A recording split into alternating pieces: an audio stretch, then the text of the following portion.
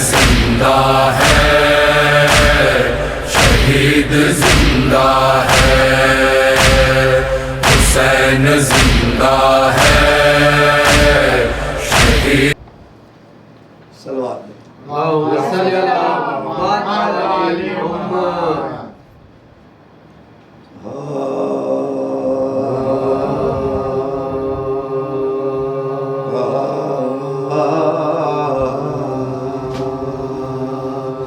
کسینا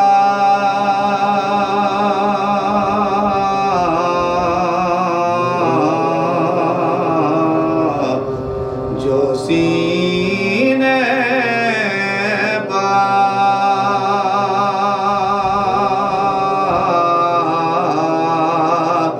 اکبر گزار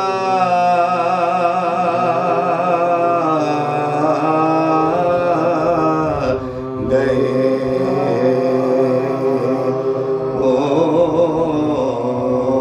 لے حسین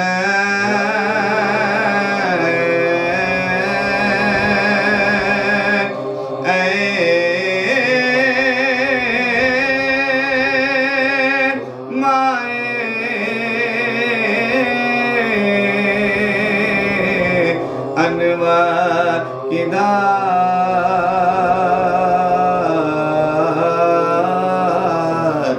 گئے،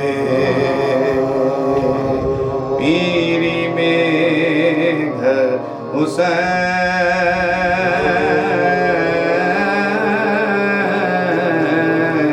کا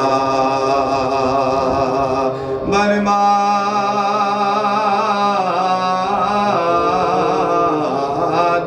کا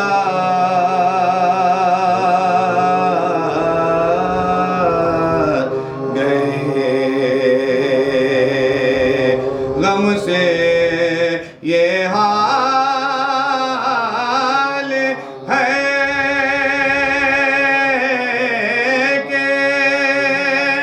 بہت بے قرار ہوں، آبادوں کے آن کے تم پر نثار ہوں، خاک سینہ اے ظالموں، غریب ہوں اور بے دیار ہوں، ارے بھولے ہو کیوں رسول کا میں یادگار ہوں، للہ مجھ پا رہے کرو بے قرار ہوں، ارے بیٹا جوان، ارے بیٹا جوان مر گیا، میں سوگوار ہوں، پھر دیکھ لوں اس اپنے سعادت نشان کو، برچھی کہاں لگی میرے کڑھیاں جوان کو، خاک سینہ۔ فاتحہ۔ اللہم صلی علی محمد وعلی محمد۔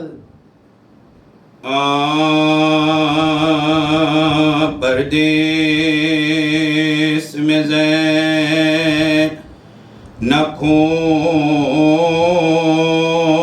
بیٹھی 18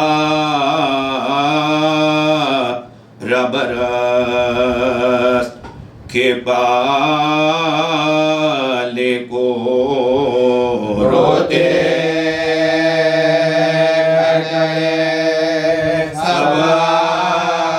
سوال نبی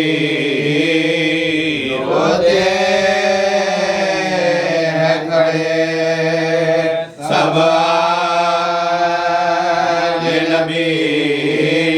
18 برس کے بالے کو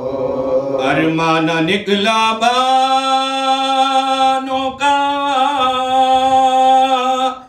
ہے لاش بنو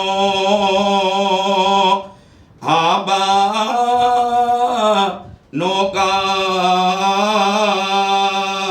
پائے گا یہ کوئدلی پائے گا یہ کوئدلی 18 برس کے بالے کو نازوں سے مرادوں سے پالا شادی کا زمانہ جب آیا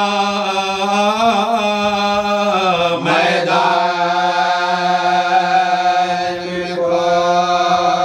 کر بیٹھ گئی میدان کو کر بیٹھ گئی 18 برس کے بالے کو قسمت کا کروں کسے میں گلا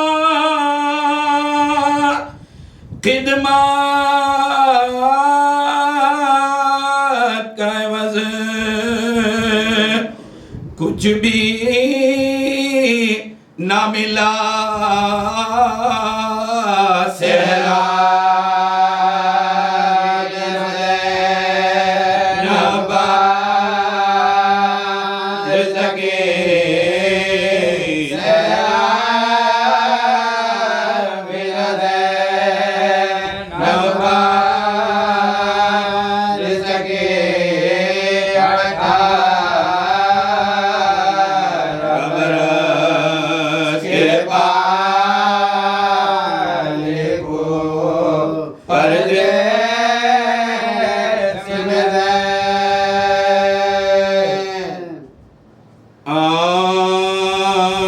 کسی کا قان امید بے چراغ نہ ہو جوان بیٹے کا دل کو پدر کے داغ نہ ہو 1000 باغ لوٹے پر قضائے باغ نہ ہو کسر کے غم سے پریشان دل و دماغ نہ ہو کسر کے غم سے پریشان دل و دماغ نہ ہو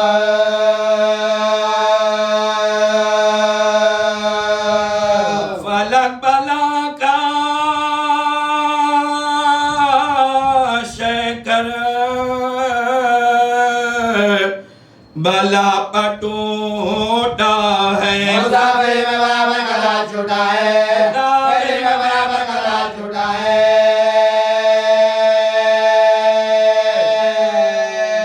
وہ لال جس کو نہ پہنچے کوئی درے شہوار وحید عصر شبات میں احمد مختار ہمیشہ مثل علی روزدہ شب بیدار شجاع متقی و خوش مزاج گرفتار شجاع متقی و خوش مزاج گرفتار شجاع متقی و خوش مزاج گرفتار یہ سب کمال ملے زیرے خاک ایک دن میں تمام ہو گیا ٹاسا جسم میں تمام ہو گیا ٹاسا جسم میں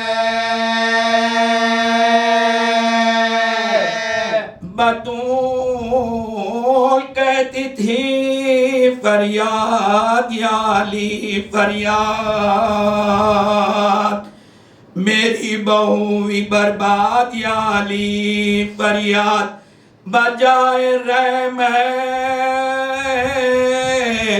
بیداد یا علی فریاد خدا کے واسطے تو تاج علی فریاد خدا کے واسطے تو تاج علی فریاد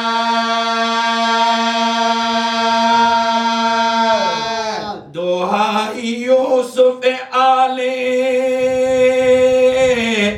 ابا کو مارا ہے جواب کو مارا ناقد خدا کو مارا ہے جواب کو مارا ناقد خدا کو مارا ہے جواب کو مارا ناقد خدا کو مارا ہے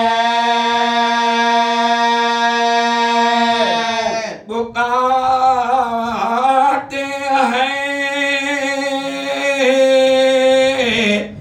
پسر کو پسر نہیں آتا جگر میں درد ہے لگتے جگر نہیں آتا کوئی رفیق شہ پیرو بر نہیں آتا تمہارے بھائی کو رتا نظر نہیں آتا تمہارے بھائی کو رتا نظر نہیں آتا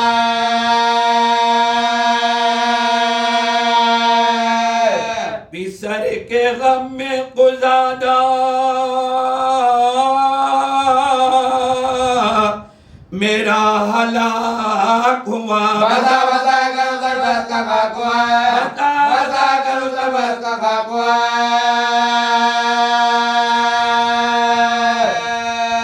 قریب فوجوں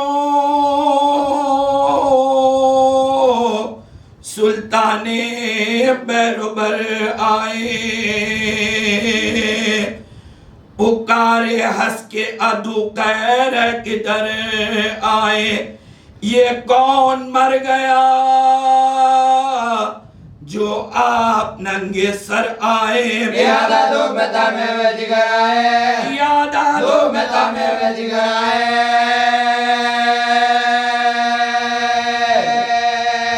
یہ کون چاندوا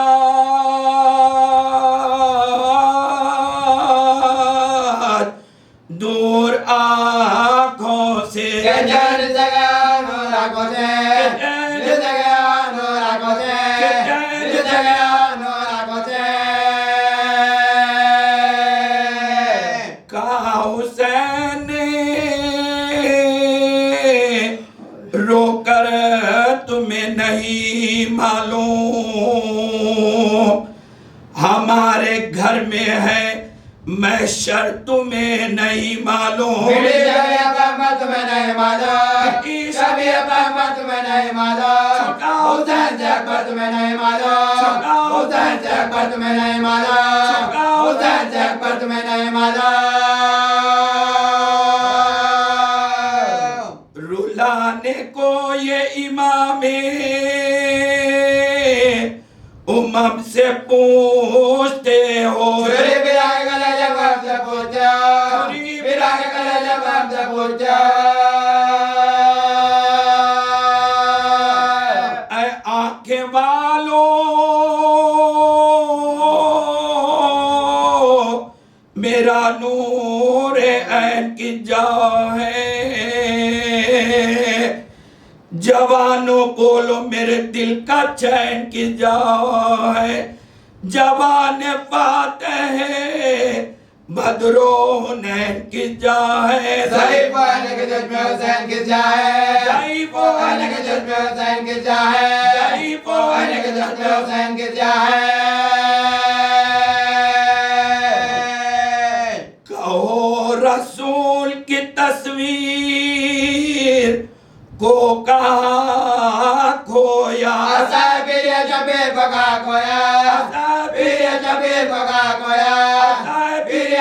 दिल को कहा खोया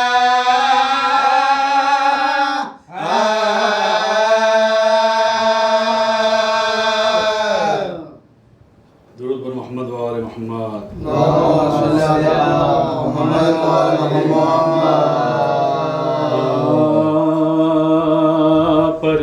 پردیس میں زینب کھو بیٹھی 18 برس کے پالے کو روتے ہیں کھڑے سب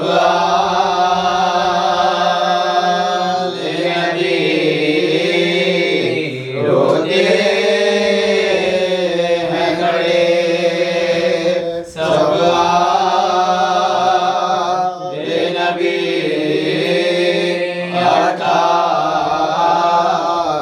برس کے پالے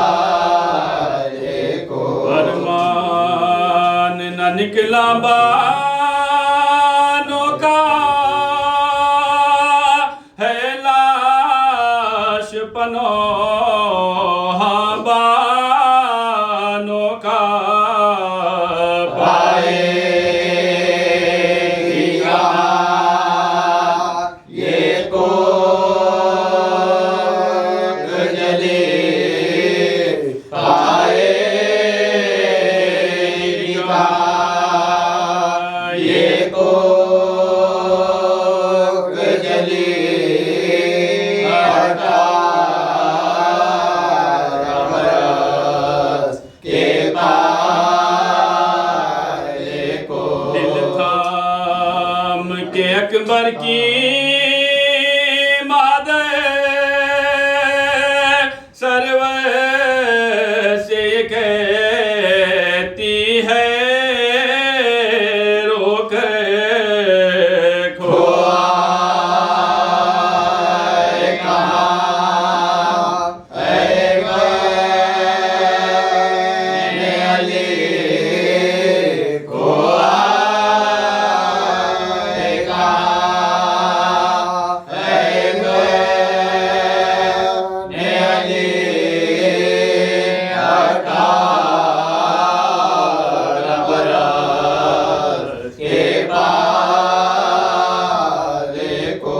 نازوں سے مرادوں سے پالا شادی کا زمانہ جب آیا میدان کو کر بیٹھ گئی میدان میں کو کر بیٹھ گئی 18 برس کے پالے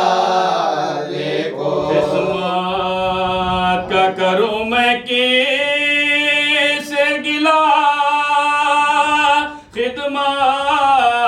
کا عوض کچھ بھی نہ ملا سیراری نظر نبوان سکی سیراری نظر نبوان سکی 18 برس کے پالے کو پردیس میں رن سے جب کھا کے سینا کر برزش آئے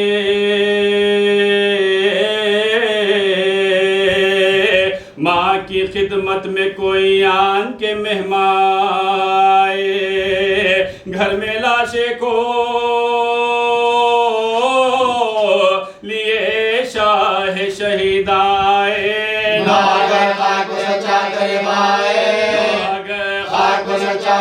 گائے صدا قتل ہوئے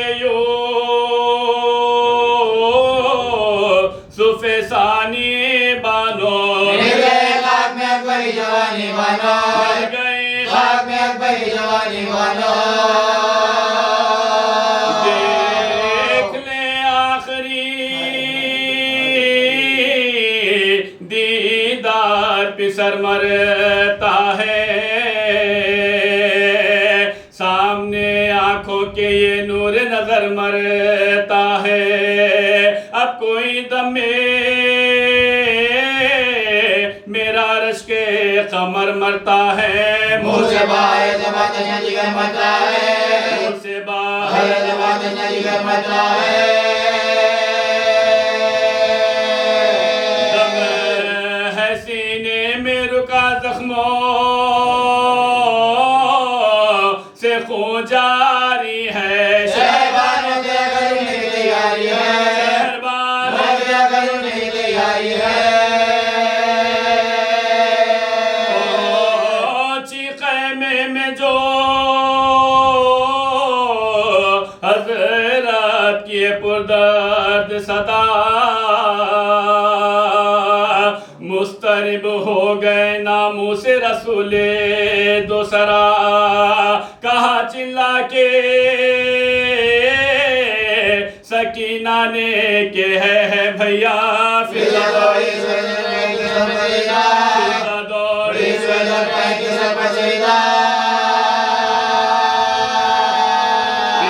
بیٹی زینب نکل آئی باہر بانو گھبرائی شہر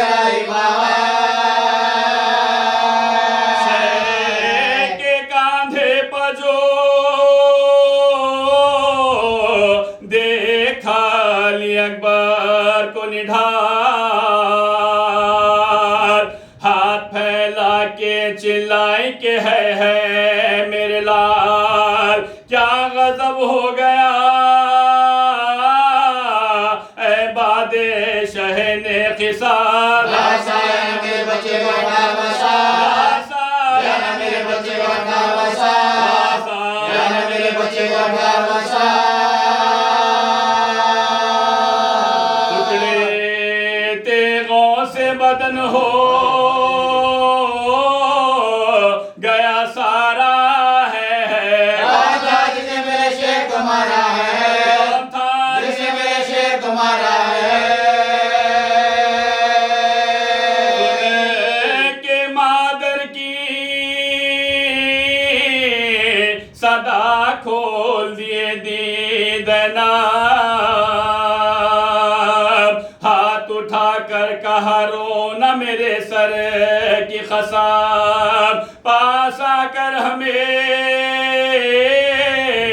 چھاتی سے لگا لو ازدار گھر سے آئے تمہاری ملاقات کو سے آئے آئے تمہاری ملاقات کو پھر یہ گھر شاہ کے اخبار سے دیکھا ہم نے رب میں آگے زبان سے دیکھا ہم نے رب میں آگے زبان سے دیکھا ہم نے بال کیوں بکھرے ہیں کیوں پھینک دی سر پر سے ردا نیل کیوں سینے پہ ہے کیوں ہے گریبان پھٹا خاک کیوں ملی ہو یہ پسر تم پہ فدا شاہ دنیا میں سلامت رہے کیا ہے کیا دنیا میں سلامت رہے کیا ہے کیا لٹے گئی یہ نہ سخن منہ سے نکالو اماں میں تجھے کام کرے جے کا سنبھالو اماں میں تو جی کام کرے جے کا سنبھالو اماں میں تو جی کام کرے جے کا سنبھالو اماں زخمی ہونے کی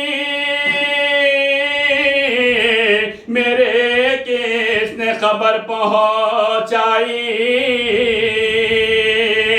झूठ है मैंने तो हरगिज नहीं बर्छी खाई।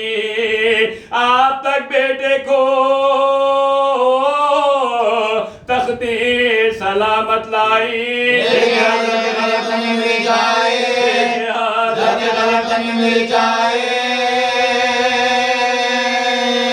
मर्ग से पहले हो मातम ये ज़बू है अम्मा।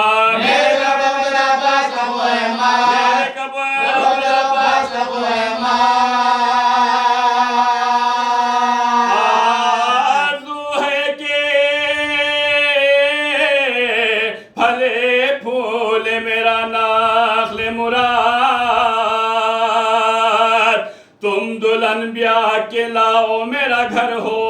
आबाद। देख लो आंखों से अपनी मैं तुम्हारी औलाद। दुनिया से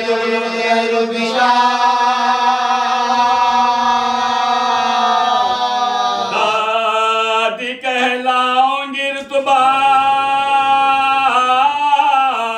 मेरा बरते होगा। तेरा फर्ज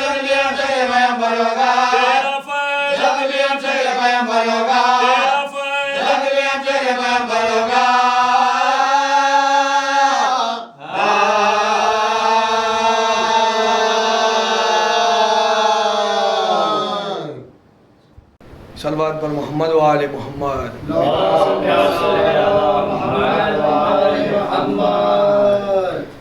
अकबर तुम्हें मालूम है क्या मांग रहे हो, तुम बाप से मरने की रज़ा मांग रहे हो। अकबर तुम्हें मालूम है क्या मांग रहे हो, तुम बाप से मरने के रज़ा मांग रहे हो। इस आलम गुर्बत में तुम्हें जान दूं कैसे, इस दश्त मुसीबत में तुम्हें जान दूं कैसे। इस वक्त क़यामत में तुम्हें जान दूं कैसे। ऐ लाल जो तुम इज़्न वेगा मांग रहे हो, तुम बाप से मरने के रज़ा मांग रहे हो। क्या गुज़रेगी इस बाप के दिल पर नहीं सोचा, तुमने ये मेरी जाली अकबर नहीं सोचा। मर जाऊंगा मैं तुझसे बिछड़ कर नहीं सोचा, तुम मुझसे ज़ईफ़ी का असा मांग रहे हो, तुम बाप से मरने के रज़ा मांग रहे हो। दुनिया से गया जिस घड़ी महबूब खुदा का, नाना की ज़ियारत को तड़पता था नवासा। ऐ लाल तुझे خالق سے تھا مانگا، مقبول ہوئی میری دعا مانگ رہے ہو، تم باپ سے مرنے کی رضا مانگ رہے ہو، اسلام پہ خود اپنا لہو رن میں بہاؤ، سینے پہ سینہ شان سے میدان میں کھاؤ، تصویر پیغمبر کی تہے خاک ملاؤ، کیا اس لیے مرنے کی رضا مانگ رہے ہو، تم باپ سے مرنے کی رضا مانگ رہے ہو، سر تیرا بھی جس وقت چڑھے گا سر نیزہ، ہوگا سر میدان جدا سر بھی تمہارا، ہم شکل پیغمبر کا گلا کاٹیں گے آدھا، گویا میرے نانا کا گلا مانگ رہے ہو،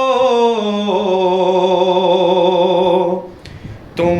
باپ سے مرنے کی رضا مانگ رہے ہو، بابا مجھے معلوم ہے کیا مانگ رہا ہوں، ایک باپ سے مرنے کی رضا مانگ رہا ہوں، ہے آپ تو بابا بن خاتون قیامت، اور ماں ہے میری ادنا سی ایک پیکر اسماء،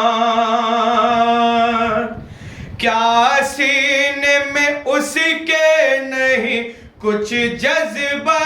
اسماء، میں مادر مزتر کا کہا مانگ رہا ہوں،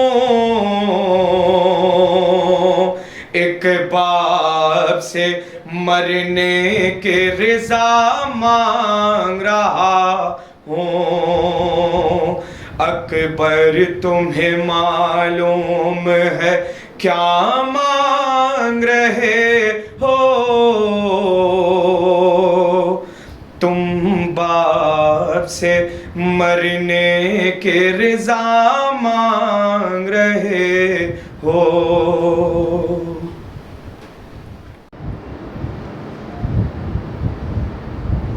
اعوذ باللہ السمیع العلی العظیم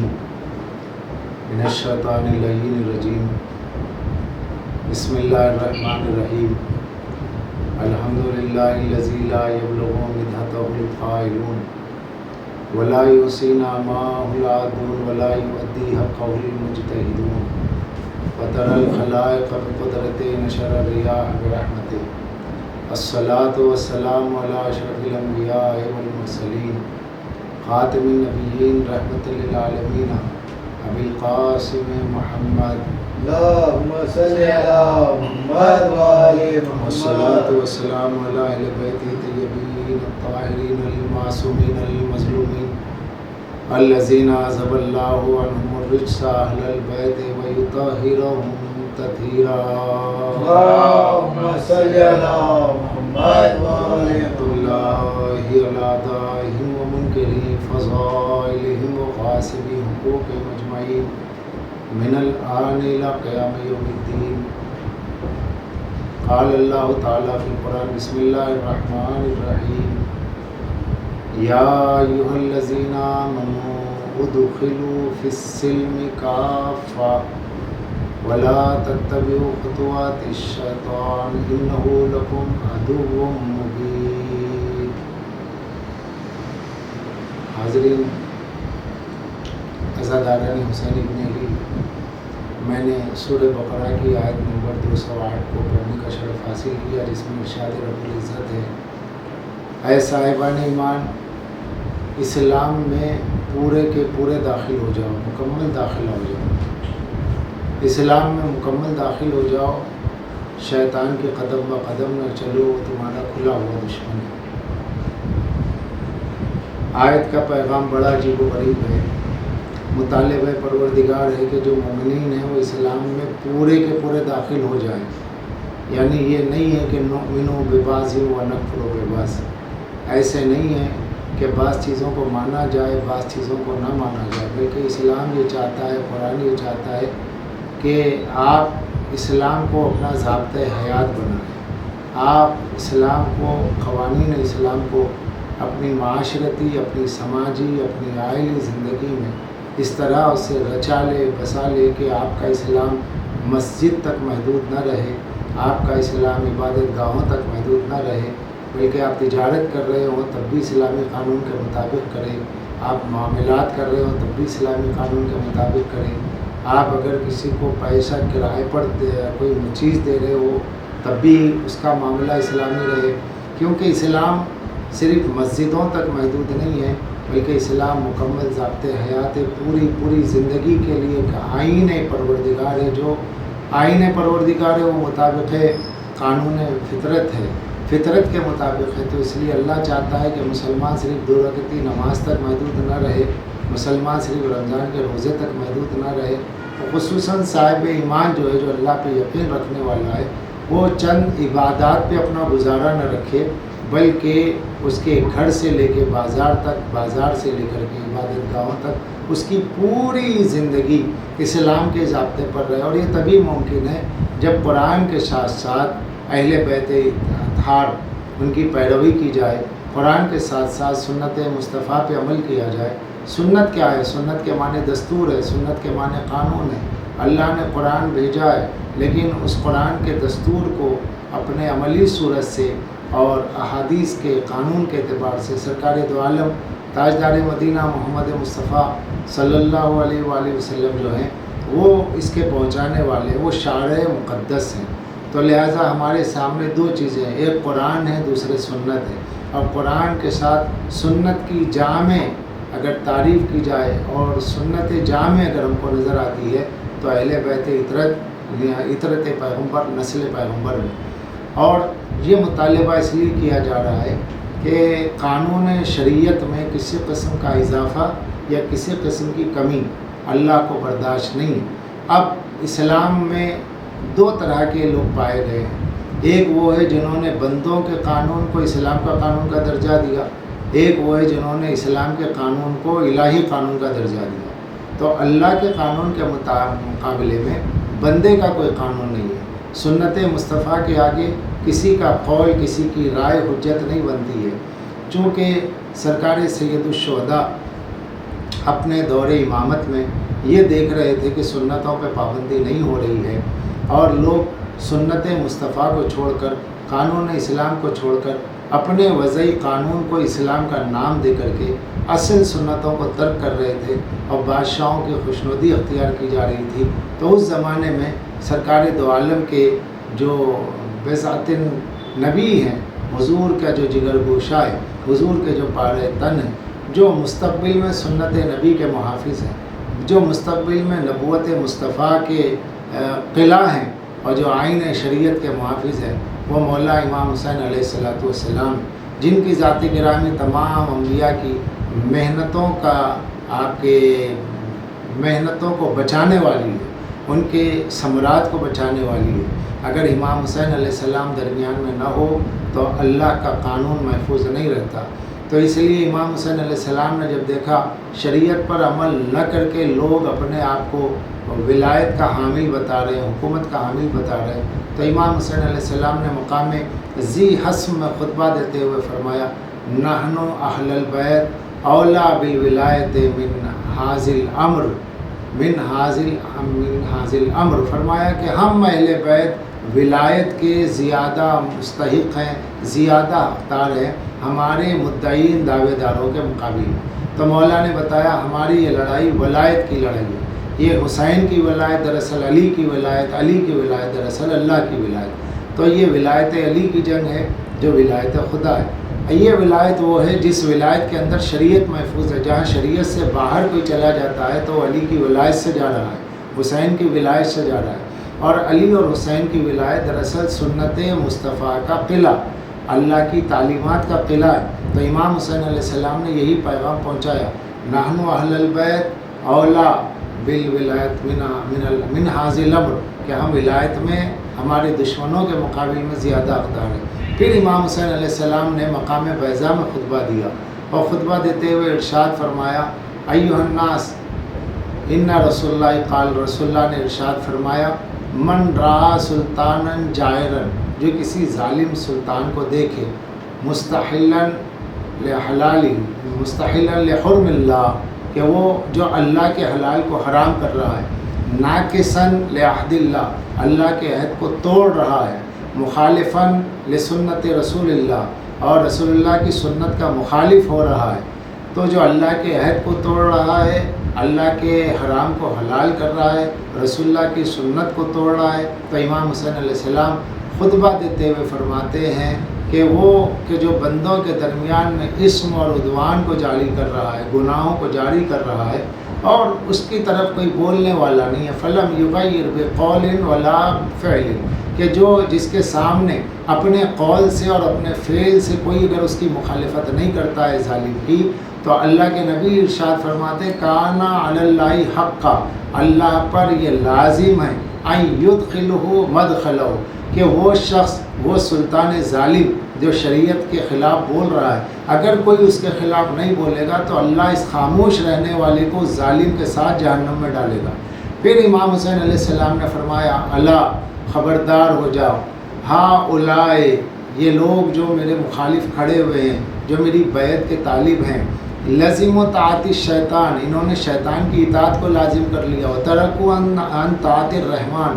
اللہ کی اطاعت کو چھوڑ کے انہوں نے شیطان کی اطاعت کو لازم کر لیا۔ اور ایسے وقت میں جب یہ سب کچھ ہو رہا ہے، انا احق و غیری، میں اپنے مقابل والے سے زیادہ حقدار ہوں کہ میری طرف میں لوگوں کو دعوت دوں۔ تو امام حسین علیہ السلام نے مقام بیضا میں یہ جو خطبہ دیا ہے، جس میں آپ نے فرمایا میرے نانا کی سنتوں کو مارا جا رہا ہے، میری نانا کی سنتوں کو، طریقوں کو بدلا جا رہا ہے، میں حسین ہوں، میں اپنے نانا کا وارث ہوں، میں اپنے دین کا وارث ہوں، میں اس گود میں پرورش پایا ہوں جس کو یاسین و طٰہٰ، مزمل و مبشر اور مدثر و نذیر کہا گیا، میں اس علی کا بیٹا ہوں جس نے اس دین کو بچانے کے لیے ہمیشہ اپنی تلوار کو بلند کیا، میرے بابا نے کبھی اپنے ذاتی حق کے لیے تلوار کو بلند نہیں کیا، اللہ کے حق اور اللہ کے دین کے لیے تلوار کو نکالا ہے۔ تو میں حسین کس طرح سے برداشت کروں جس کی رگوں میں آتش و بدر و حنین ہے، جس کی رگوں میں آتش بدر و حنین ہے، اس سور ماں کا اسم گرامی حسین ہے۔ تو قول علامہ اقبال کے کہ وہ حسین جس کی رگوں میں علی مرتضیٰ کا خون دوڑ رہا ہے، وہ حسین جو نبی کی آغوش کے نبی کا پروردہ ہے، نبوت کی ہاتھوں پرورش پایا ہوا حسین ہے، وہ حسین جو سیدۃ النساء خاتون جنت فاطمۃ الزہرا سلام اللہ علیہا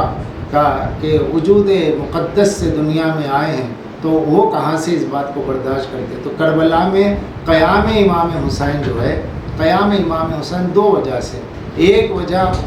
ولایت کو پیش کرنا، ولایت ان کا حق ہے اور حکومت ان کا حق ہے، دوسری وجہ سنت مصطفیٰ۔ تو آج کا پیغام یہ ہوتا ہے کہ امام حسین کے اس خطبے کے پیش نظر ہمیں یہ دیکھنا چاہیے کیا ہم مولا حسین کے اس خطبے کی روشنی میں ہم امام حسین کی پیروی کر رہے ہیں کہ نہیں کر رہے ہیں؟ ہماری شادیاں، ہماری میتیں، ہمارے گھر کی رسمیں، ہماری مذہبی رسمیں، یہ تمام چیزیں مولا حسین کے ارشاد کے مطابق اگر سنت مصطفیٰ آئین شریعت کے مطابق ہم انجام دے رہے ہیں तब तो हम इमाम हुसैन के रास्ते पर हैं। और अगर खुदा न खास्ता हमने अपनी चंद चीज़ों को इजाफ़ा करके उसका नाम हमने अगर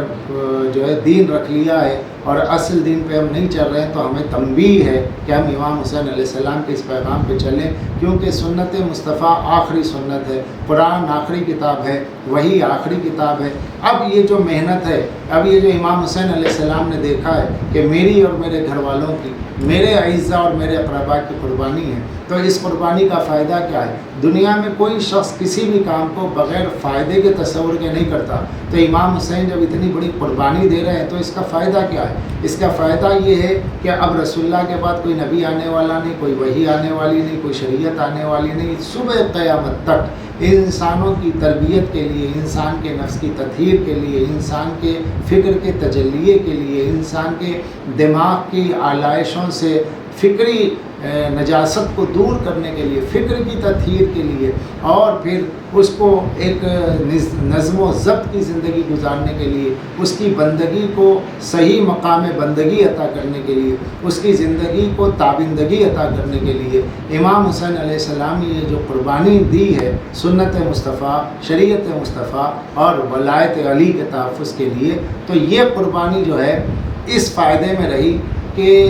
72 की कुर्बानी, हालांकि 72 नहीं है, हमले ओला के बाद में 72 कहे जाते हैं। पहला हमला जो फजर की नमाज में हुआ था उसमें जो असहाब शहीद हो गए, उसके बाद जो असहाब इमाम हुसैन अलैहिस्सलाम के साथ ज़िंदा रहे और लड़ते रहे उनको 72 कहा जाता है, वरना करबला में 100 से ज़्यादा कुर्बानियाँ हैं। तो ये जो 100 से ज़्यादा कुर्बानियाँ हैं, इसका फ़ायदा दुनिया में क्या है? इसका फ़ायदा दुनिया में ये है कि मोहम्मदुर रसूलुल्लाह का कलमा पढ़ने वाले जो शरीयत मोहम्मदी पे चलते हैं, उनका ईमान इस पे भी है कि ईसा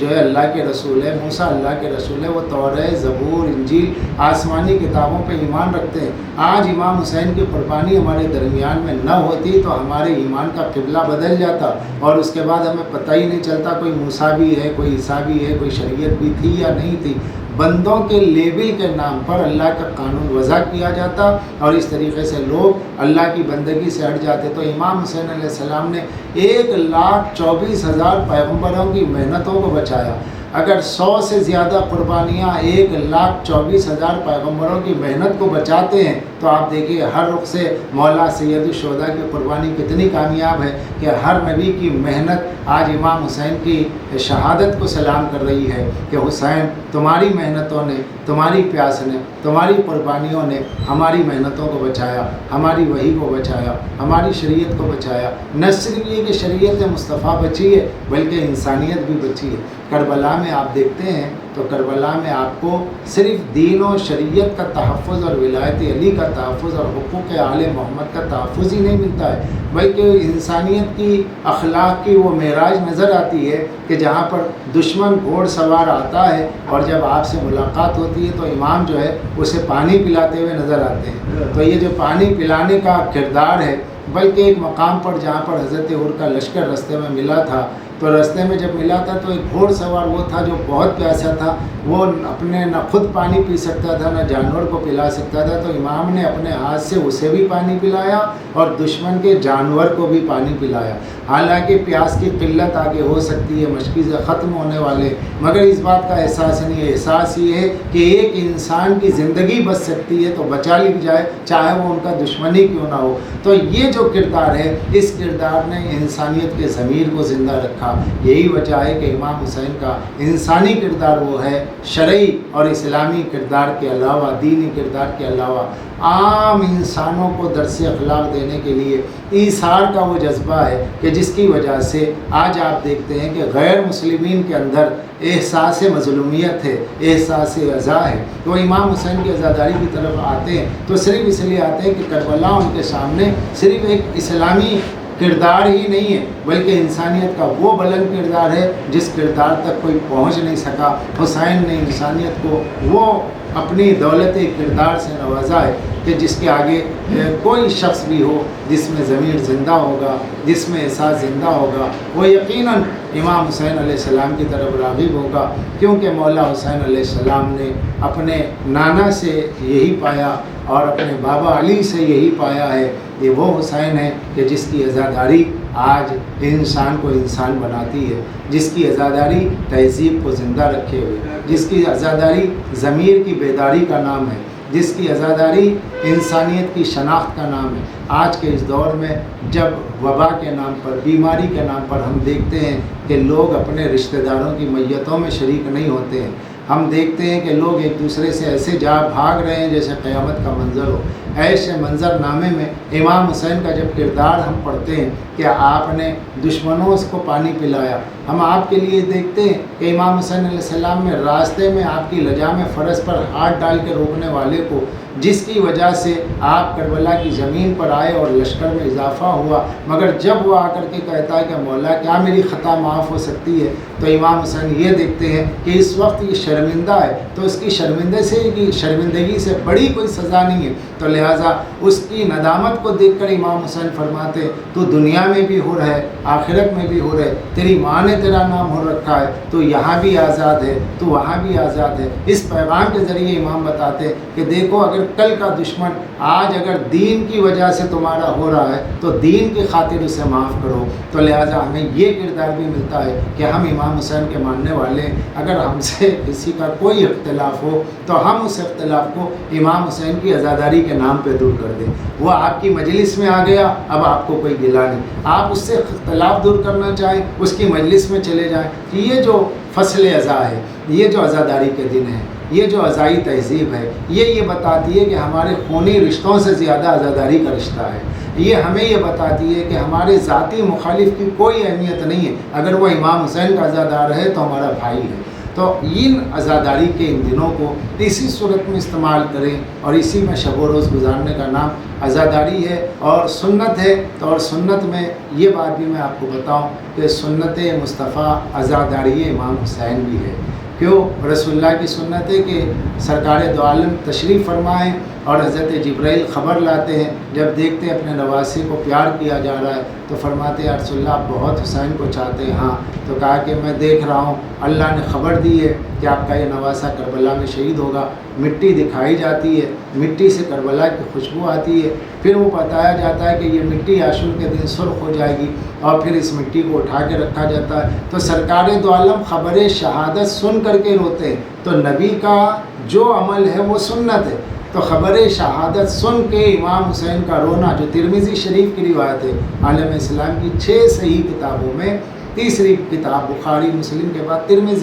ترمذی میں باب مناقب میں ملتا ہے کہ امام حسین کی خبر شہادت جبریل سے سن کر رسول روئے۔ تو جب خبر شہادت سن کے روئے ہیں تو روح رسول پہ کیا گزری ہوگی جب حسین شہید ہو۔ لہٰذا تو حسین پر رونا سنت نبی ہے،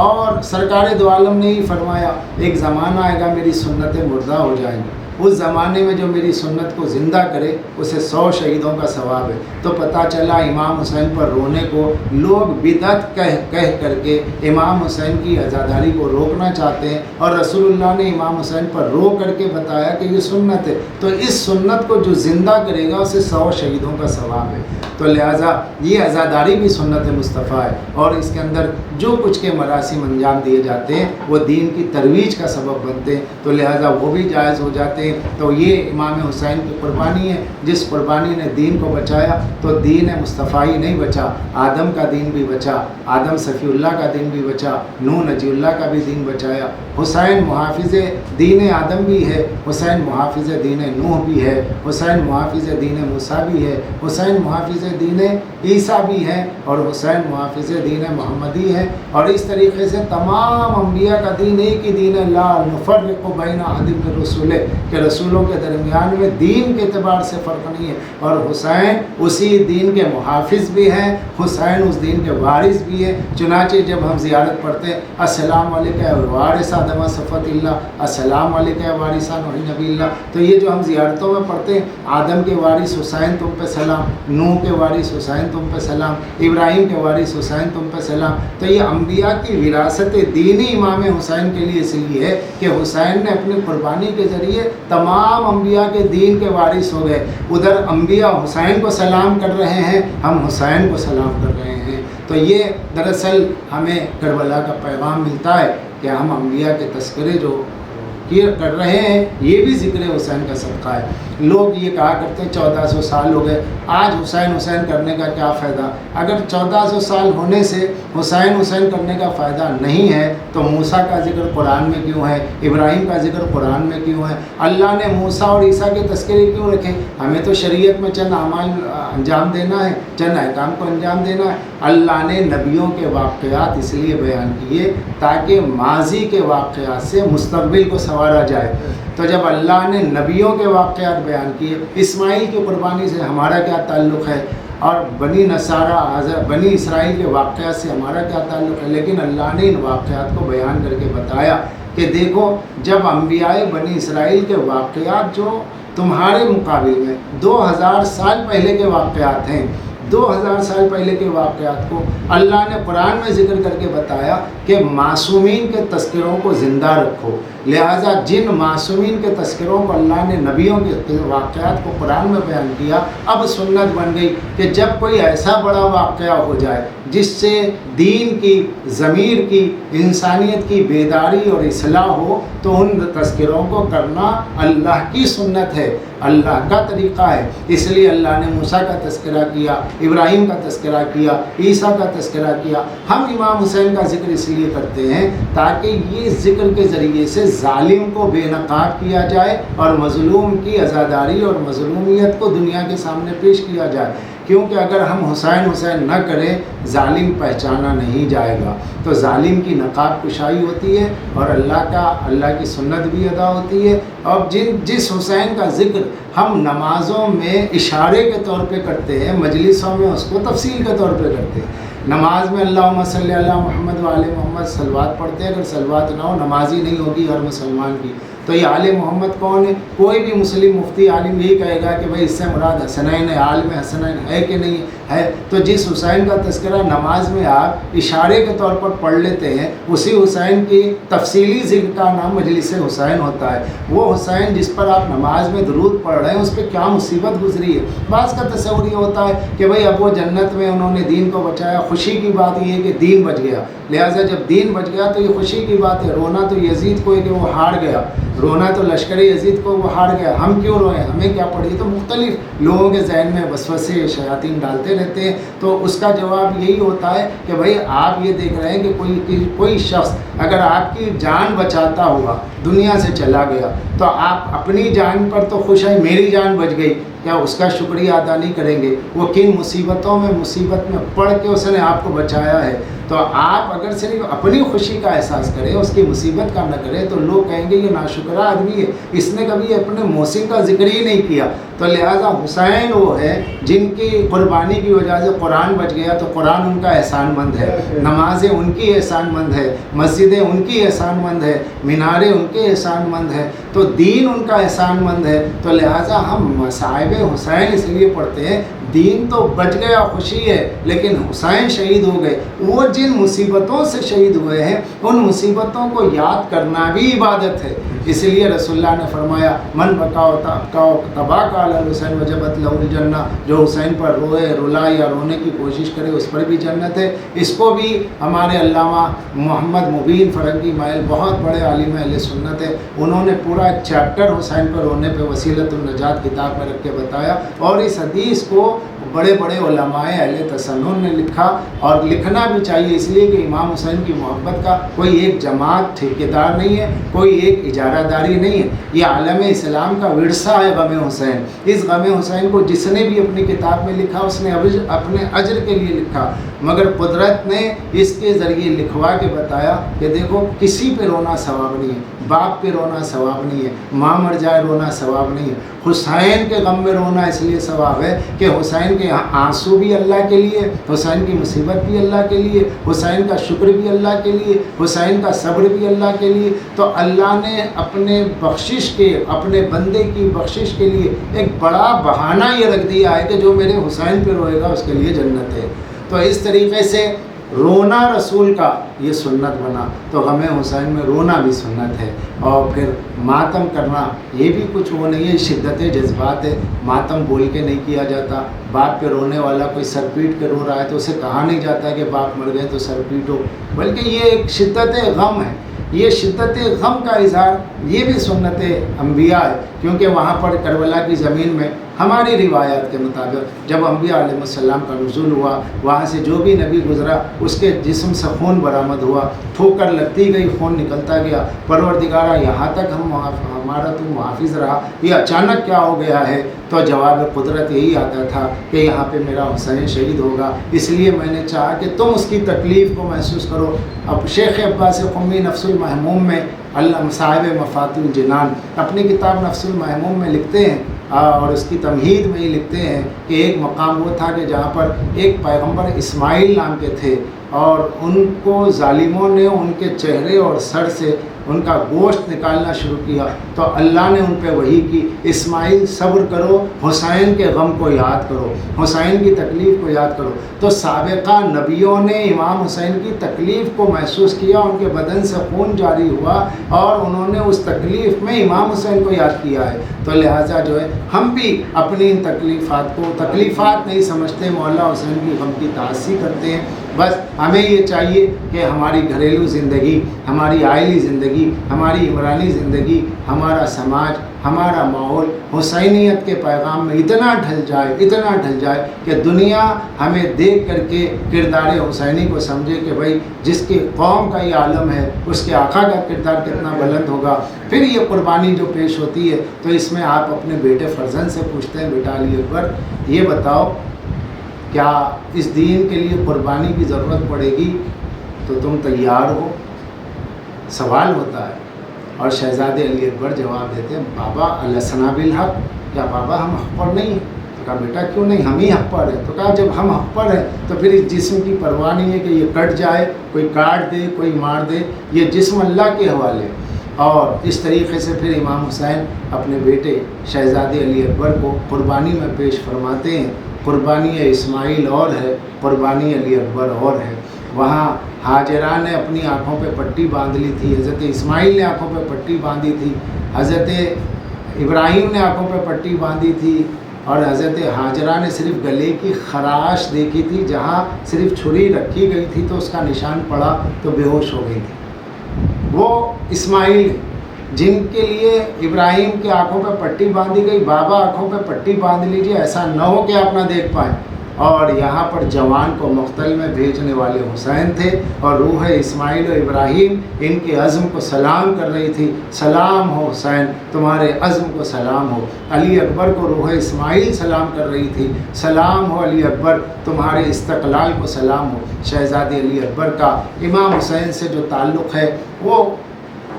باپ اور بیٹے کے علاوہ ایک دوسرا تعلق، وہ تعلق یہ ہے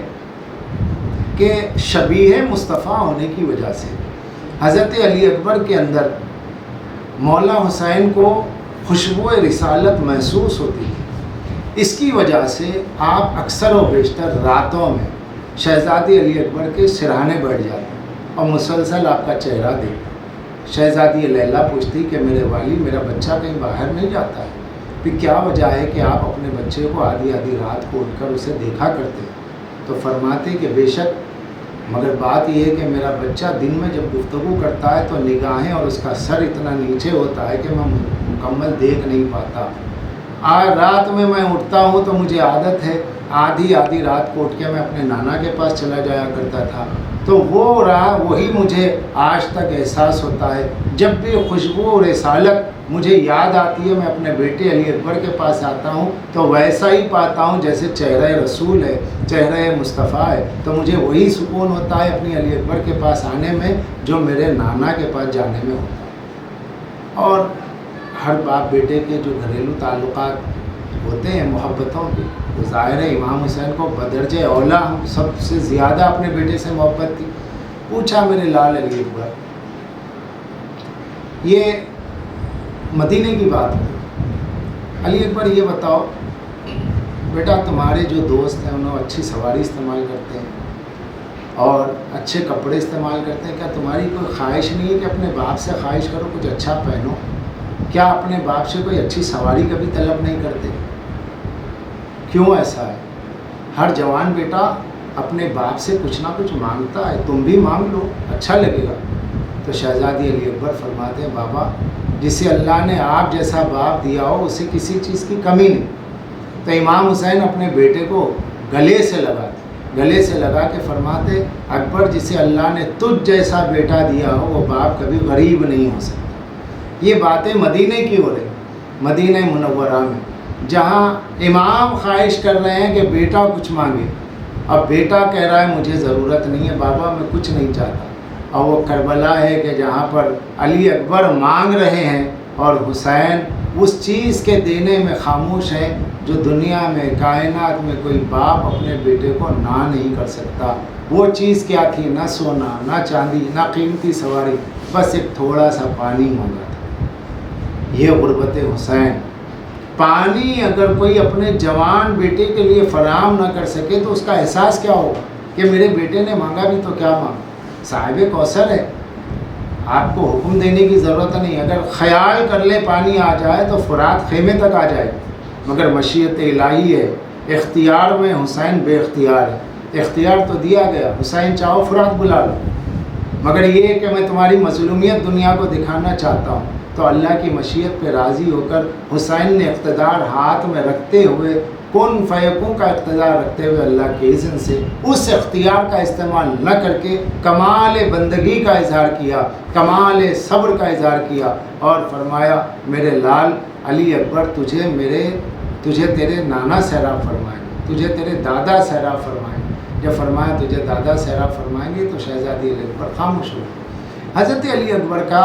یہ امام حسین سے اتنا قریبی تعلق تھا, قلبی, روحانی, ہر اعتبار سے. تو دو رشتے سامنے تھے, ایک بیٹے کا اور دوسرا صورت کے اعتبار سے نانا کا. یہی وجہ ہے کہ کسی بھی شہید کو کربلا میں بھیجا تو ہاتھوں کو بلند نہیں کیا, لیکن جب علی اکبر کو بھیجنے کا موقع آیا تو ہاتھوں کو بلند کر کے کہا گواہ رہنا پروردگار, اسے بھیج رہا ہوں جو صورت میں اور سیرت میں تیرے نبی کے مشابہ ہے. آج مسلمان اگر اس کے سامنے تصویر رسول ہو, اس تصویر رسول کی وہ توہین نہیں کرے گا, اس کے لیے جان دے دے گا. آج کا مسلمان شبیہ رسول, اگر عکس رسول, تصویر رسول مل جائے تو اس کی توہین نہیں کر سکتا. لیکن 50 سال کے اندر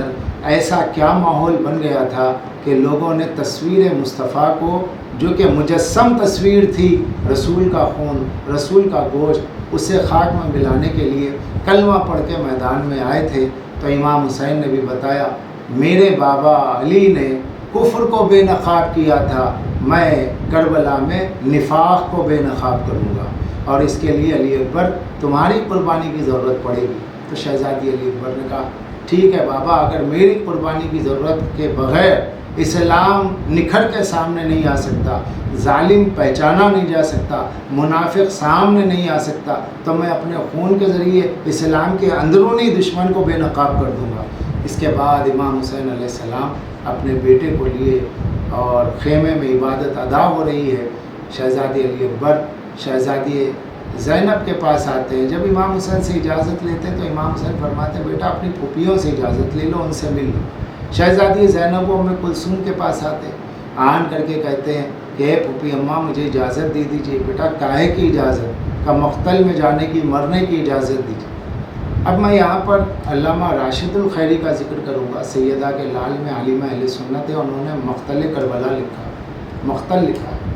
واقع کربلا پہ بڑی ہی دردناک کتاب انہوں نے لکھی. اس میں لکھتے ہیں کہ وہ جیسے ہی شہزادی زینب سے یہ کہا گیا کہ پھوپھی اماں مرنے کی اجازت دیجیے, شہزادی نے کہا میرے لال تیری زبان سے کتنی آسانی سے جملہ نکل گیا کہ مرنے کی اجازت دیجیے, تو جانتا بھی ہے تجھے میں نے کن محبتوں سے پالا ہے. شہزادی زینب و ام کلثوم کے آغوش میں شہزاد مولا عباس پرورش پائے ہیں, اور پھر امام حسین کے بیٹے تو بھتیجے ہیں, تو اولاد ہی اولاد ہے, کتنی محبتوں سے نوازا گیا ہوگا. علامہ راشد الخیری لکھتے ہیں کہ جب اجازت مانگنے کے لیے آئے تو شہزادی زینب نے ایک صندوق میں سے ایک چھوٹی سی ایک آپ کے گدڑی میں سے ایک کپڑا نکالا جو بندھا ہوا تھا, اسے کھولا تاکہ میرے لال یہ دیکھ. روایت بڑی عجیب و غریب ہے جو انہوں نے لکھی ہے. کہا کہ پھوپھی اماں یہ کیا ہے؟ کہا کہ یہ تیرے بچے ہوئے دانت ہیں, یہ بھی محفوظ ہے کہ کہیں یہ کسی کے جو ہے ٹھوکر میں نہ آ جائے,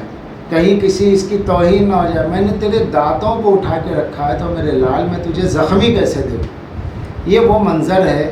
کہ جو دل کو متاثر کرتا ہے، اور اس کے بعد لکھنے والا اپنی کتاب میں لکھتا ہے کہ جب میں یہ واقعہ لکھ رہا ہوں تو میری آنکھیں آنسوؤں سے بھیگ رہی ہیں کہ واقعی مولا حسین نے کیا قربانی ادا کی ہے۔ اس کے بعد شہزادی زینب کا لے کر کے شہزادے علی اکبر کو خود مولا حسین کے پاس آتی ہے، فرماتی ماں جائے میرا بچہ اجازت چاہتا ہے، آپ اسے اجازت دیں۔ امام حسین علیہ السلام اجازت سے سرفراز فرماتے ہیں، شہزادی لیلا کے پاس آتے ہیں، مگر منظر یہ نہیں ہے کہ شہزادی لیلا ایک دم جذباتی ہو جائیں تو علی اکبر کا دل نہ بیٹھ جائے۔ فرماتی ہے کہ ہاں آج حق ادا کر دینا دادا علی کا۔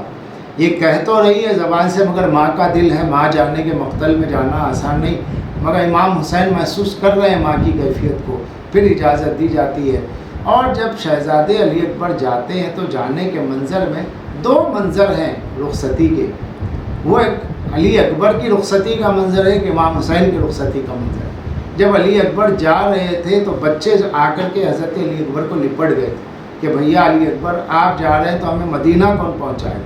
اور آپ یہ فرماتے تھے کہ میرے بابا حسین تنہا ہیں، میں انہیں خیمے میں تنہا نہیں دیکھ سکتا، جب تک میں زندہ ہوں کوئی تیر آنے نہ پائے۔ اور شہزادے علی اکبر کو اجازت امام حسین نے دی، نہ صرف اجازت دی، گھوڑے پہ سوار کیا، بازو کو تھاما اور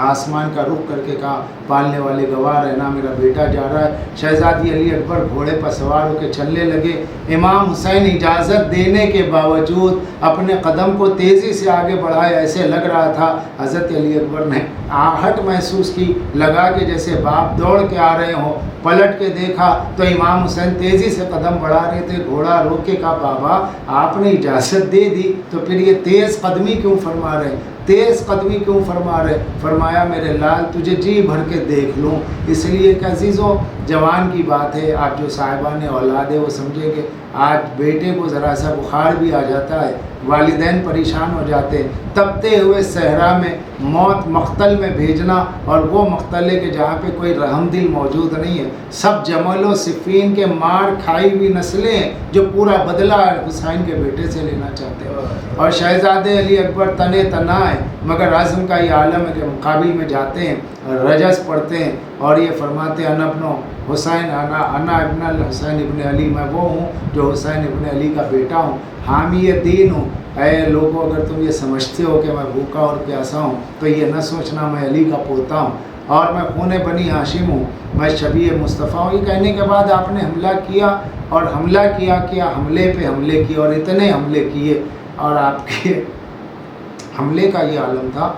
جو دشمن جتنا طاقتور ہوتا تھا علی اکبر اس پہ بڑھ کے حملہ کرتے، لوگ حیران رہتے کہ بھائی یہ تو بڑا طاقتور نظر آ رہا، طاقتور سے بچنے کی کوشش کی جاتی ہے نہ کہ بڑھ کے مارنے کی۔ جب بڑھ کے مارا جا رہا تھا تو عرفا یہ کہتے احساس یہ کہ علی اکبر یہ سوچتے تھے کہ میرے بعد تو میرا بابا اکیلا رہے گا، پتہ نہیں اس میں کیسے کیسے شیاطین کیسے کیسے درندے موجود ہیں، تو علی اکبر جس کو طاقتور محسوس کرتے اس پر یہ سوچ کے حملہ کرتے کہ میرے بابا پہ یہ حملہ نہ کرے، میرے بابا پہ یہ حملہ نہ کرے۔ حملہ دائیں جانب بائیں جانب یمین پر یسار پر قلب لشکر تک حملہ کرتے ہوئے چلے، اور یہ بتا دیا کہ جوہر ہاشمی کیا ہوتا ہے، ذوالفقار کا وارث کیسا ہوتا ہے، علی کا لال کیسا ہوتا ہے۔ وہاں مشکیزیں تھیں گلوں میں لٹکی ہوئی، گھوڑے کے گلوں میں مشکیزیں تھیں، زرا پوش لوگ تھے، اور اس زری سی پیاس میں وہاں پانی کا انتظام تھا، مگر تنہا علی کا لال 3 دن کا بھوکا و پیاسا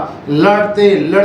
اس مقام تک پہنچا کہ جسے قلب لشکر کہتے ہیں۔ قلب لشکر تک جب پہنچ گئے تو لشکر کا یہ عالم تھا، وہ لوگ سوچ رہے تھے کہ جو جوان قلب لشکر تک پہنچ گیا ہے آخر ہم جیتیں گے تو کیسے جیتیں گے۔ اور ادھر جب یہاں پر منظر خیمے میں یہ تھا، شہزادی لیلا کا دل تڑپ اٹھا، جب دیکھا، جب محسوس کیا دل نے بیٹا میرا اشقیہ میں گرا ہوا ہے، دعا کی کہ پالنے والے جس طرح تو نے یوسف کو یعقوب سے ملایا، اسماعیل کو ابراہیم سے ملایا، میرے لال کو ملا دے۔ دعا ختم نہیں ہوئی، قلب لشکر تک پہنچے، لشکر بہت دور بھاگ گیا۔ علی اکبر نے زین سے بلند ہو کے دیکھا کہ الحمدللہ علی کا بیٹا، حسین کا بیٹا، علی کا پوتا زین سے بلند ہو کے دیکھ رہا ہے، لشکر جا رہا ہے، اور دل بے چین ہوا اور آنکھوں میں ایسے محسوس ہوا جیسے ماں بلا رہی ہو، کان میں جیسے صدا آ رہی ہو، نہ آنکھوں میں ماں کا چہرہ آنے لگا. شہزادی کی طرف واپس آئے اور آن کر کے سلام عرض کیا, بابا مجھے ماں کی بہت یاد آ رہی ہے, کیا بات ہے؟ تو جب اندر گئے تو شہزادی لیلا نے دیکھا کہ جس جوان کا صحرا باندھنے کی خواہش تھی وہ تو اپنے خون میں رنگا ہوا ہے. کہا میرے لال تیرے صحرے کی خواہش تھی مگر تو خون میں نہایا ہوا ہے. کہا کہ اس پہ مجھے فخر ہے کہ میرا یہ خون میرے بابا کے کام آیا. اس کے بعد شہزادے علی اکبر نے آگے بڑھ کر کے کہا, بابا اس وقت میں بہت زخموں سے چور ہوں لیکن میری آپ سے ایک حاجت ہے بابا. حاجت یہ کہ تھوڑا سا پانی مل جائے تو میں اس لشکر کو بتا دوں کہ ان میں کوئی زندہ نہ رہے گا. امام حسین نے اپنی زبان دے دی. جب اپنی زبان منہ میں دی تو گھبرا کے اکبر پیچھے ہٹے. علی اکبر نے کہا, بابا آپ کی زبان میری زبان سے بھی زیادہ سوکھی ہے. اس کے بعد امام حسین نے دوبارہ جانے کا حکم دیا. علی اکبر چلے. شہزادی لیلا چاہتی تھی دعا کرے. امام حسین نے کہا, نہیں لیلا, میرا بچہ بہت پیاسا ہے, بہت زخمی ہے, اب اس کے آنے کی دعا نہ کرو. اب اسے اماں زہرا ہی پلائیں گی, اب اسے میرے بابا علی ہی پلائیں گے, میرے نانا رسول ہی جام کوثر پلائیں گے. اور اس کے بعد میں ایک صدا آواز کی فضا میں گونجتی ہوئی نظر آئی, السلام علیکہ یا ابتا. اے بابا آپ پہ سلام ہو. مدد کے لیے آواز نہیں دی ہے, سلام کیا ہے. قاسم نے مدد کے لیے کہا تھا, علی اکبر نے صدا صرف سلام کی دی. جانتے تھے کہ میرا بابا یہاں تک آتے آتے کافی دیر ہو جائے گی اور میں ضعیف باپ کو کیوں زحمت دوں, بس سلام پہنچا دوں کہ بیٹا بابا علی اکبر اب دنیا سے جا رہا ہے. سلام تو حسین نے سن لیا لیکن جب آگے بڑھے ہیں تو بڑھنے کا عالم یہ تھا کہ کبھی دائیں کبھی بائیں مڑتے جاتے اور لوگوں سے پوچھتے جاتے, اینا اینا ولدی. عزیزو اس کی وجہ کیا تھی کہ روایت یہ ہے کہ جب تک علی اکبر نے آواز نہیں دی حسین کو نظر آنے لگا تھا. جب علی اکبر نے آواز دی, اے بابا آپ پہ سلام ہو, تو حسین کی آنکھوں سے بینائی جانے لگی. جوان بیٹے کی آواز کو سنا, اشقیاء سے پوچھنے لگے, اے لوگوں بتاؤ اینا اینا ولدی, میرا بیٹا علی اکبر کہاں ہے؟ عزیزو کوئی بیٹے کا پتہ بتانے والا نہ تھا. بڑی مشکل سے پہنچ کر کے اپنے آپ کو علی اکبر کے لاشے پر گرا دیا, علی اکبر پر گرا دیا. اے میرے لال کبھی ایسا نہ ہوا کہ تیرے باپ نے آواز دی, تو نے آواز جواب میں نہ دی ہو, لیکن آج تیرا بابا تیرے سرہانے ہے. اکبر تم آنکھیں نہیں کھولتے. عزیزان گرامی کہتے رہے, حسین بڑی مشکل سے ہاتھ پر ہاتھ رکھا ہوا تھا, انگلیوں کو جنبش ہوئی, محسوس ہوا اکبر کچھ کہنا چاہتے ہیں. جیسے ہی ہاتھوں کو ہٹانا چاہا علی اکبر نے ہٹانے نہیں دیا. اور پھر بڑی مشکل سے وہ وقت آیا کہ علی اکبر نے آواز کو حلق میں سمیٹ کر کے کہا, بابا آپ ہاتھ نہ ہٹائیں. گویا کہہ رہے تھے کہ بابا آپ نہ دیکھ سکیں گے, یہ اسماعیل کا ذبح ہونا اور ہے, علی اکبر کا ذبح ہونا اور ہے. مگر امام حسین نے ہاتھ کو ہٹایا تو دیکھا برچھی کا پھل کلیجے میں پیوست ہے. ایک مرتبہ ہاتھ ڈالا اور اس کے بعد زانو کو زمین پہ رکھا, نجف کا رخ کر کے آواز دی, یا علی. گویا فرما رہے ہو بابا در خیبر کا اٹھانا آسان ہے, جوان کے سینے سے سینہ کھینچنا مشکل ہے.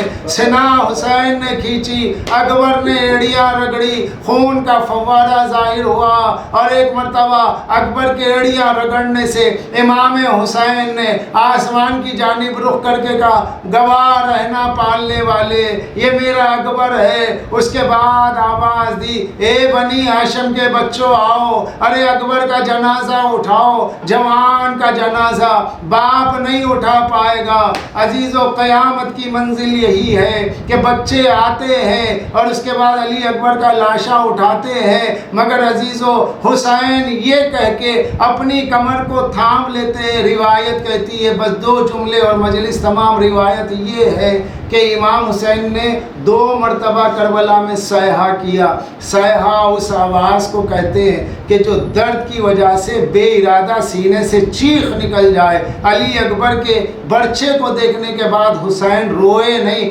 دھاڑے مار کے رونے لگے اور آوازیں بلند ہو گئی. اشقیاء کا گھیراؤ تھا اور جوان بیچ میں تھا. حسین آواز دے رہے تھے, کوئی ہے جو میرے بیٹے کا پرسہ دے سکے, مگر فضا میں ایک آواز تھی جسے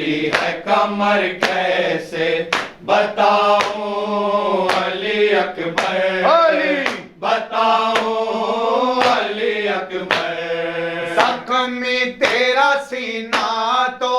پدر دیکھ رہا ہے زخمی تیرا سینہ تو پدر دیکھ رہا ہے پدر دیکھ رہا ہے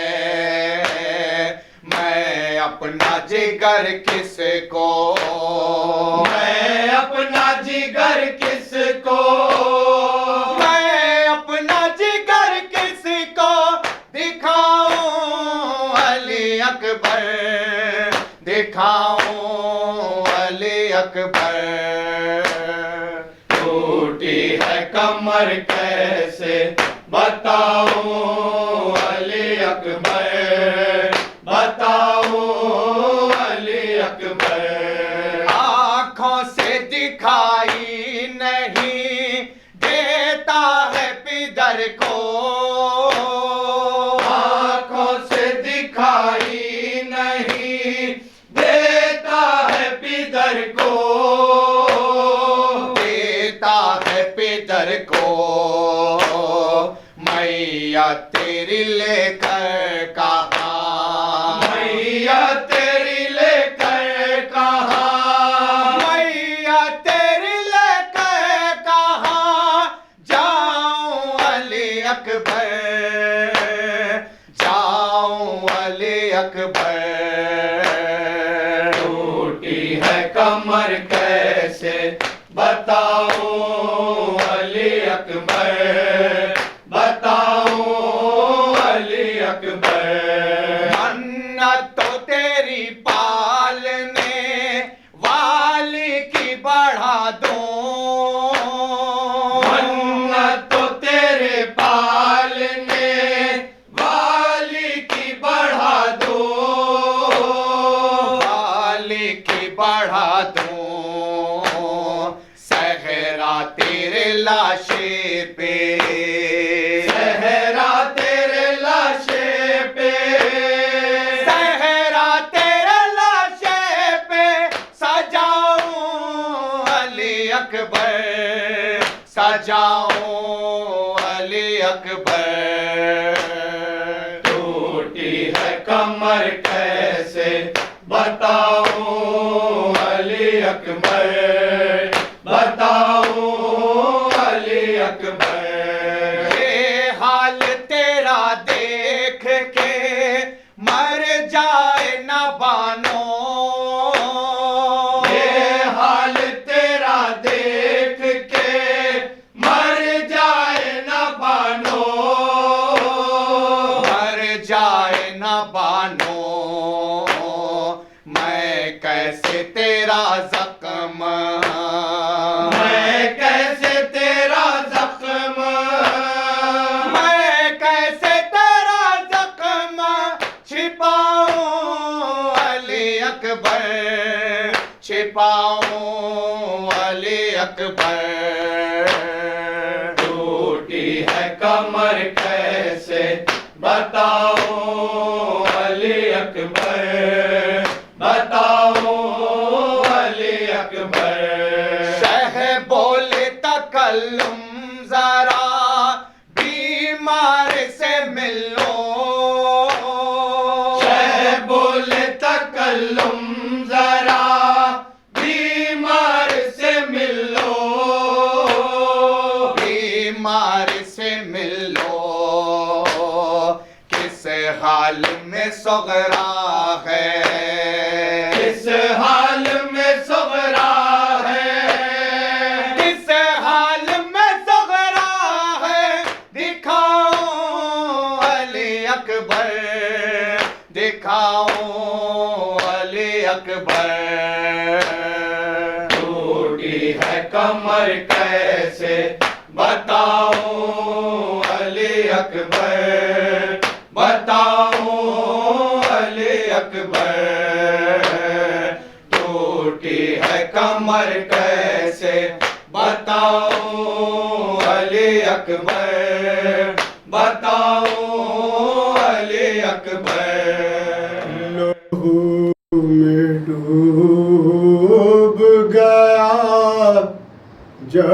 شبیہ پیغمبر لہو میں ڈوب گیا جب شبیہ پیغمبر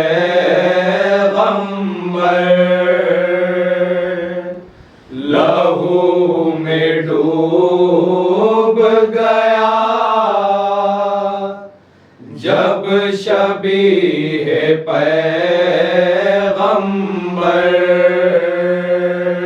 زمین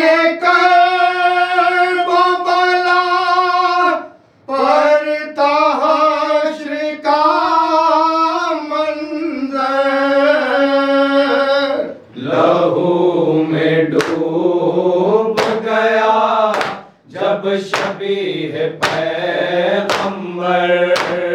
لہو میں ڈوب گیا جب شبیہ پیغمبر حسین ڈھونڈ رہے تھے جوان کے لاش کو حسین ڈھونڈ رہے تھے جوان کے لاش کو حسین ڈھونڈ رہے تھے جوان کے لاش کو حسین ڈھونڈ رہے تھے جوان کے لاش کو منتظر در خیر ماں پہ غم زدہ مادر لہو میں ڈوب گیا جب شبیہ پیغمبر لہو میں ڈوب گیا جب شبیہ پیغمبر کوئی دوست نہ بھائی ناصرہ تھا کوئی نہ کوئی دوست نہ بھائی ناصرہ تھا کوئی نہ کوئی دوست نہ بھائی ناصرہ تھا کوئی نہ کوئی دوست نہ بھائی ناصرہ تھا کوئی لہو کے شہر میں تنہا تھا فاطمہ کا پسر لہو میں ڈوب گیا جب شبیہ پیغمبر لہو میں ڈوب گیا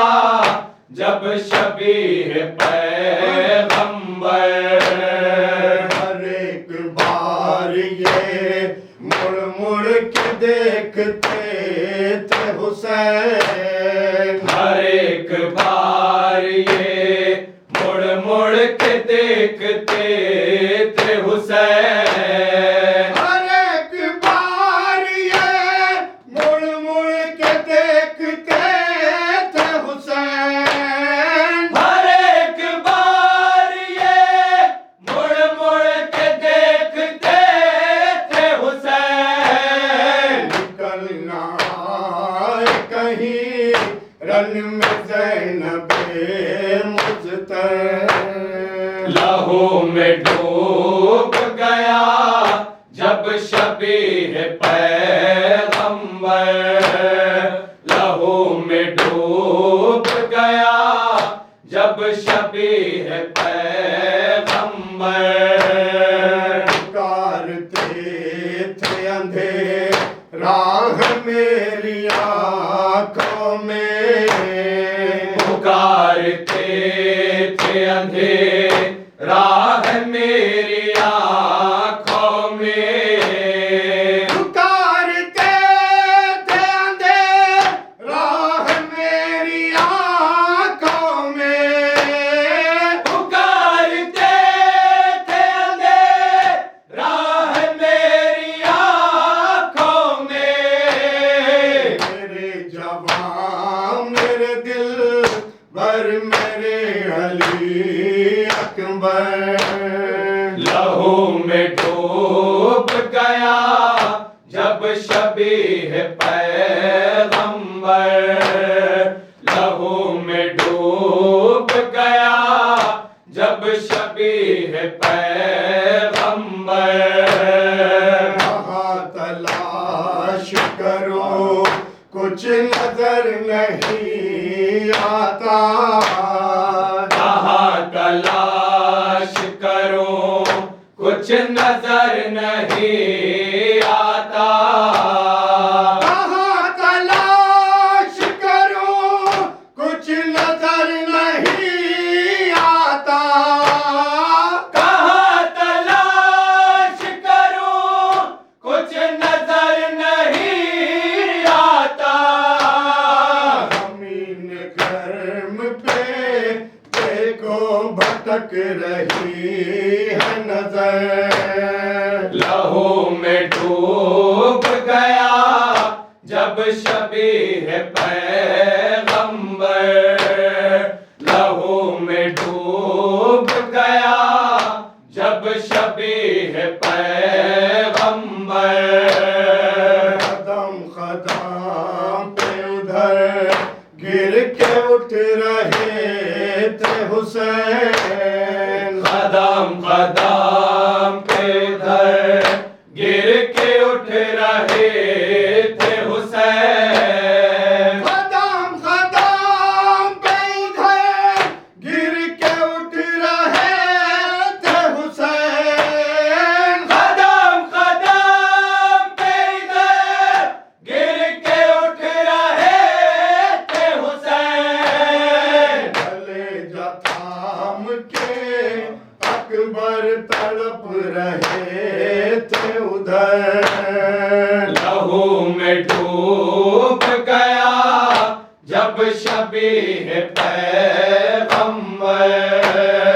لہو میں ڈوب گیا جب شبیہ پیغمبر سلام علیک شاہ سلام علیک سلام علیک شاہ سلام علیک رشب سلام شاہ سلام علیک سلام علیک شاہ سلام علیک سمات سلام شاہ سلام علیک شاہ سلام علیک شاہ سلام علیک ثانی غیب سلام شاہ سلام علیک شاہ سلام علیک شاہ سلام علیک سی سکینہ سلام شاہ سلام علیک شاہ سلام علیک شاہ سلام علیک شیعوں کے مولا سلام شاہ سلام علیک شیعوں کے مولا سلام شاہ سلام علیک رضوی ڈیری فارم جس کا صاف ستھرا کام جو بنائے ہر کسی کو اسٹرانگ رضوی ڈیری فارم جو 30 سالوں سے عوام کی خدمت انجام دیتا رہا ہے ہمارے یہاں صاف ستھرے طریقے سے سارے ڈیری پروڈکٹس دستیاب ہیں جیسے خالص بھینس کا دودھ ملائی اور کھووا جو سارے حفاظتی اقدامات کے تحت ہمارے پروڈکٹس سیفٹی میجرز کا خیال رکھتے ہوئے آرڈرز لیتے ہیں جیسے ہوٹلز فنکشنز شادی جشن وغیرہ مجالس کے لیے ہمارے یہاں اسپیشل ڈسکاؤنٹ ملے گا ہمارا ایک آؤٹ لیٹ روح برو علاوہ سرتوق دارالشفا کے پاس ہے اور ہمارے ڈیری فارمز تلاب کٹا اور چلپلی میں موجود ہے ہمارے یہاں فری ہوم ڈیلیوری سروسز بھی موجود ہے